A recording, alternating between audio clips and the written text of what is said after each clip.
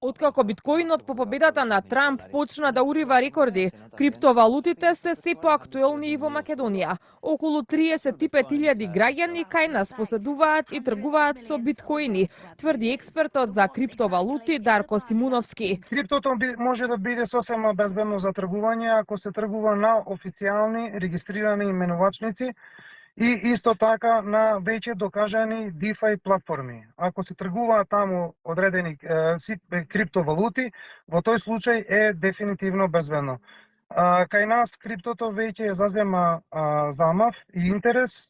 Токму затоа, неопходно е државата да направи законска рамка за употреба на оваа дигитална валута, а бенефитот би бил во две насоки. Прво ќе има прилив во буџетот од даноци, а истовремено и тргувањето ќе биде побезбедно. Јас се залагам веќе јавно повеќе од 4 години за да се донесат законски рамки, но меѓутоа добри законски рамки за државата.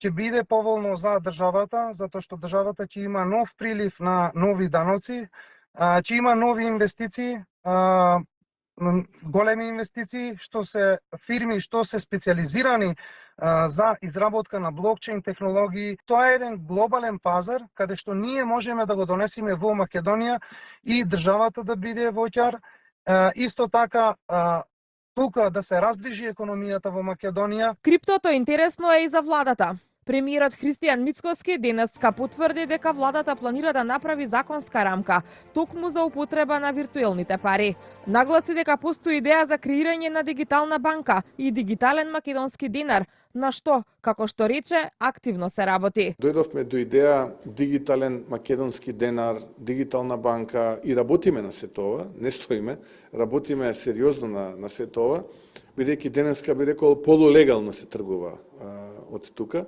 Сакаме се тоа да го канализираме во рамките на законот, но има премногу работи кои што треба претходно да се усогласат и тоа го правиме. Ги усогласуваме тие работи за да дојдеме до финалниот производ, но да, еве ви кажувам, и тоа е иднината. И мислам дека ќе бидеме меѓу првите во регионот, ако не и први, кои што ќе се обидеме вакво нешто да направиме. Комерцијалната употреба на биткоинот е се уште мала.